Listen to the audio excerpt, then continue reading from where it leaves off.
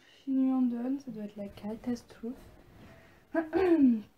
J'ai les oreilles bouchées, c'est horrible, je ne m'entends pas. Hello tout le monde, aujourd'hui je vous retrouve enfin pour une nouvelle vidéo.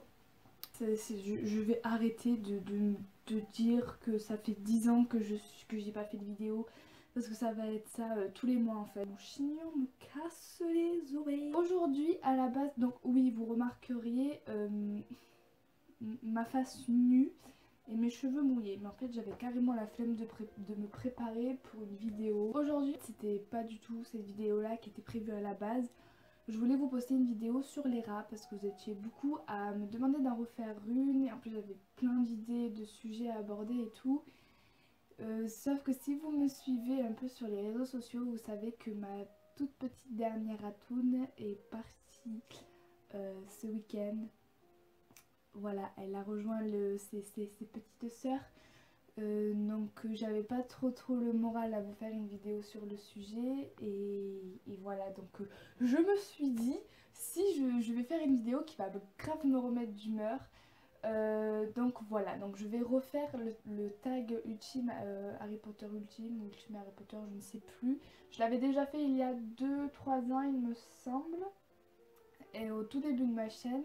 Et depuis j'ai lu les livres et mon avis a changé sur pas mal de choses depuis que j'ai lu les livres. Et du coup j'avais envie de refaire ce tag, donc à mon avis j'aurais supprimé l'ancien parce qu'en plus en le re-regardant je me ne supportais pas dessus. Donc pas besoin d'aller le chercher, à mon avis je l'aurais supprimé. Alors, ton Weasley préféré. Alors je crois que la dernière fois que j'ai fait le tag j'avais dit Ron. Et là j'hésite entre le duo Fred et George et Ron. Parce que dans les livres, le duo Fred et George sont beaucoup plus présents, comme tous les personnages d'ailleurs. Et ils sont beaucoup plus attachants. En fait leur caractère dans les livres est beaucoup plus développé. Et ils m'ont fait beaucoup rire. Presque plus que Ron. Et Ron c'est Ron quoi, on l'aime parce qu'il nous c'est Ron quoi, il nous fait rire, il nous fait péter un câble, des fois il a rien dans la cervelle et on se dit mais pourquoi tu fais ça. Donc Ron est aussi très attachant, mais du coup je sais pas, je dirais Fred et George et Ron, c'est compliqué. Mais j'aime énormément aussi Ginny pour son caractère de feu. Voilà, non, c'est trop compliqué en fait. Joker? Joker? Oui, Joker, c'est bon, Joker. Ton personnage féminin préféré? Alors, la dernière fois, j'avais dit Luna. Et j'avais dit que Hermione m'était indifférente. Presque qu'elle m'était insupportable au début. Donc, je dirais que mon personnage féminin préféré, ça serait Hermione. Mon avis a énormément changé. Et même en regardant les films, en analysant plus et aller un peu plus en profondeur et en lisant les livres, on sait beaucoup plus de choses. Hermione, même si ça me fait mal au cœur parce que j'adore Luna. C'est vrai que je pourrais aussi m'identifier à elle, mais j'ai peut-être plus de points communs avec Hermione. Mais Luna aussi, je l'aime beaucoup. C'est Luna quoi, elle est super... Elle est pas du tout comme les autres. Luna, elle est vraiment dans son monde et je suis un peu comme ça aussi. Ton méchant préféré? Mon méchant préféré. Alors, je dirais Bellatrix. C'est vraiment en fait le rôle du personnage de Bellatrix, le personnage en lui-même, je l'aime beaucoup. J'adore sa façon d'être au personnage en fait. Même si elle est très méchante, hein, je ne dis pas le contraire. Mais j'aime sa façon, j'aime ce qu'elle dégage en fait. Voilà, tout simplement. Mon personnage masculin préféré, alors là ça n'a absolument pas changé. Ça sera à tout jamais, depuis que je suis toute petite c'est comme ça. Ça sera à tout jamais Severus Rogue. Severus Rogue dans mon cœur. Tout jamais. Ah c'est beau ce que je viens de dire, à tout jamais. Les vrais savent, ouais Severus Rogue, vous savez, mon amour pour Severus c'est... Vous savez que je pourrais pleurer là tout de suite. Non mais voilà, c'est ça. Je n'explique même pas pourquoi, c'est Severus. Vous savez, je vais raconter une petite histoire. Quand j'étais petite et que je regardais toujours le premier et le deuxième en boucle parce que c'était les seuls qui étaient sortis je crois. et que j'avais en DVD et je les regardais tout le temps en boucle et on savait pas que Séverus était gentil à cette époque-là. Il paraissait même très méchant. Mais moi, je savais, je le voyais, je savais que Séverus était gentil. Pour moi, c'était évident, ça se voyait qu'il n'était pas... C'était évident pour moi qu'il n'était pas méchant et des fois je me suis même disputée avec mes copines parce qu'elles disaient, parce qu'on s'amusait à jouer à Harry Potter. Et elle disait que Séverus il était méchant. Et moi je m'engueulais avec les gens. Je disais non, c'est pas vrai, il est gentil. C'est un gentil garçon. Et personne ne me croyait. Et moi je savais, je voyais en lui qu'il y avait quelque chose, dans son visage impassible, je voyais. Quand j'étais petite, j'étais déjà psychologue. Ton professeur préféré? Donc Rogue, mais sinon McGonagall. Vraiment, mais surtout dans les livres en fait. McGonagall, elle est très protectrice avec ses élèves, c'est ce que j'aime beaucoup. Elle est super badass pour une petite... je sais pas quel âge elle a, mais elle est pas très jeune et elle est quand même super badass. Moi à son âge, j'aimerais bien être comme elle. Ouais, McGonagall. C'est dur parce que je les aime beaucoup les professeurs. Rémus aussi, mais il est pas resté longtemps. C'est vraiment un très bon professeur. Non mais sinon ouais, je dirais McGonagall. Préfère. Alors là ça va se compliquer. Ah non, celle-là elle est trop facile. Laver les cheveux de Rogue ou passer une journée entière à écouter Lockhart. J'arrive jamais à dire son nom de famille. Lockhart. Vous voyez de qui je parle, parler de lui-même. Pour les gens égocentriques au plus possible, ça m'énerve de fou. Et je pense qu'il n'y a pas photo. Hein. Moi, si je pouvais laver les cheveux de Rogue toute une journée, toute une vie, ça ne me dérangerait point. Hein. Voilà, je me vois bien laver ses cheveux comme ça. Voilà, laver les cheveux de Rogue direct. Dualiser une Bellatrix euphorique ou une Molly en colère. Alors ça, dans tous les cas, c'est très dangereux. Il ne faut jamais faire ça. Parce que Molly, c'est Molly. Hein, il faut pas la mettre en colère. Et Bellatrix, c'est Bellatrix. J'aurais limite plus peur d'être en face de Molly. Non, franchement, je pense que ça va pas changer. La dernière fois, j'ai répondu ça aussi. Dualiser avec une Bellatrix euphorique. Franchement, ça doit être badass. Ça doit être trop cool. Ouais, trop cool. Non, pas tellement. Voyager jusqu'à Poudlard en Poudlard Express ou en voiture volante. Poudlard Express, c'est la base, c'est la base de la chose, tu vois. Tu veux aller à Poudlard, la première chose que tu fais, c'est aller à King's Cross et prendre la voie 9 3 quarts, ok? Ok? À 11h, t'oublies pas. Embrasser Voldemort ou donner un bain à Ombrage. Alors là, c'est un dilemme très difficile, les gars. D'un côté, il y a le petit Voldy, ok? Voldy Minou, et Ombrage. Ombrage que personne ne peut supporter. Hein. Donc donner un bain à Ombrage, ça veut dire que le bain serait rose, déjà, il faut le retenir. Embrasser Voldy, ça doit être très froid. En plus, si je donne un bain à Ombrage, ça veut dire que je vais l'avoir à poil. On est d'accord que c'est horrible. Parce que je donne un bain à Ombrage, mais je me cache les yeux, je mets des gants, une tenue de protection et tout, parce que... ça sera une étape très dure de ma vie. Non mais embrasser Voldy, c'est pas possible. Ah, je préfère mourir, je crois. Non. Monter un hippogriffe ou l'éclair de feu. Alors moi j'en suis sûre que si je serais à Poudlard, je serais une mère de Quidditch. J'en suis sûre, comme Hermione. Hein. Donc monter un hippogriffe, ça me ferait trop kiffer. Surtout Buck, ça serait le feu. Livre vs film. Alors là ça va être très compliqué. Un personnage que tu visualisais différemment dans les livres que dans les films. Comme je vous l'ai dit, Hermione. Voilà. Un film que tu préfères au livre. Ah là là, c'est compliqué. Je crois que j'en ai pas. Parce que les livres, je les préfère au film. Mais si je devais choisir... Je regarde mes livres et mes films du coup. J'en ai pas. J'en ai pas. Ton top de moments personnages non inclus dans les films. Bah, il n'y a pas énormément à part Pivès. Donc en personnage, je dirais Pivès. L'esprit frappeur de Poudlard. Parce que je vois pas qui je pourrais dire d'autre. Surtout que c'est vraiment dommage qu'ils aient supprimé ces scènes dans les films parce que ça aurait mis de la bonne humeur dans les films. Et top des moments qu'il n'y a pas dans les films. Alors là, faut que je réfléchisse les gars. Je dirais toutes les scènes de Séverus qu'il n'y a pas dans les films. Et les souvenirs qu'il ne montre pas de Séverus dans les films. Et il les montre mais pas tous. Et je trouve ça très dommage. Je sais, ah si, ça j'aurais trop aimé le voir dans les films. Alors, en fait ce qu'on sait pas dans les films c'est que les œuvres, la cuisine et tout ça, enfin le ménage, la cuisine, tout l'entretien de Poudlard, c'est fait par les elfes de maison. Et Hermione a monté une association contre l'esclavage des elfes de maison. Et ça, j'aurais tellement aimé le voir. Et j'aurais aimé voir les cuisines de Poudlard, Dobby. Et du coup, quand c'est un elfe libre, il décide d'aller travailler à Poudlard et tout. Et ça, j'aurais grave aimé le voir. Et d'ailleurs, toutes les scènes qu'on voit de Neville, quand il donne la branchifleur à Harry, quand il découvre la salle sur demande, ben en fait, dans les livres, c'est Dobby qui fait tout ça. Et ça, j'aurais vraiment aimé le voir en film. Je trouve ça dommage qu'ils l'ont pas mis en place. Si tu pouvais refaire un film, lequel? Alors là, sans hésiter, ça serait le 3. Parce que dans le... En fait, celui que j'aime le moins des films, c'est le 3. Et quand je me suis mis à lire les livres, je me suis dit, ben, le 3, c'est celui que je vais le moins aimer aussi. Et c'est celui que j'ai pratiquement le plus aimé. Et il y a plein de choses qu'ils n'ont pas mis en place.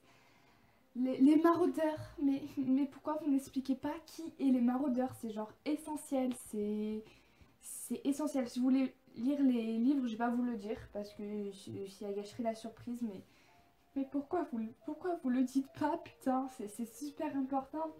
Plein de choses comme ça, les sentiments de plein de dialogues que Sirius a, toutes les explications que comment Sirius a fait pour entrer dans Poudlard, machin et tout. Je sais pas pourquoi ils ont pas mis tout ça. Alors que ça aurait été possible, je pense, de l'intégrer. Donc voilà. Donc si je pourrais refaire un film, ça serait le troisième. Poudlard, quelle maison t'a immédiatement mis le plus en confiance? Ah là, faut que je remonte loin dans ma mémoire. J'étais assez jeune quand même. J'étais super influençable étant petite, donc je dirais Gryffondor. D'ailleurs, j'ai fait le test sur Pottermore et... Gryffondor, les gars.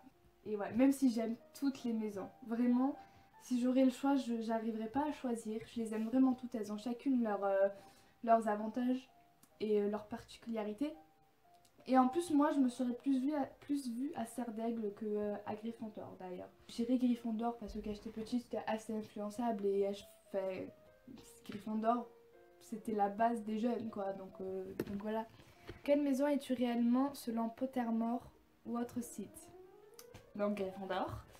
Même si je me serais plus vue à Serre d'Aigle par rapport à plein de choses. Quelle classe serait ta préférée? Quel cours, du coup? Les cours de potions, hein, oui. Ou les défenses contre les forces du mal. J'aurais adoré. Ou... non, faut que t'en choisisses. Il faut que t'en choisisses une, Léa. Tu peux pas tout choisir. Les cours de Hagrid, ça m'aurait grave plu aussi. Je dirais les cours de potions parce que... il y aurait Severus et... j'aurais peut-être réussi à trouver le livre de sang mêlé. Classe de sang mêlé, pardon. Quel or est selon toi le plus utile à apprendre? Question très intéressante. Stupéfix, c'est la base. Ouais.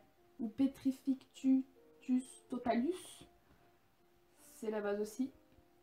Est-ce que j'ai le droit de dire des sorts impardonnables? Est-ce que j'ai le droit? Sort de l'Imperium, ça doit être pas mal. Je suis sadique en vrai. Et un sort. Ou le sort Axio pour les flemmards. Et le sort Sectum Sempra.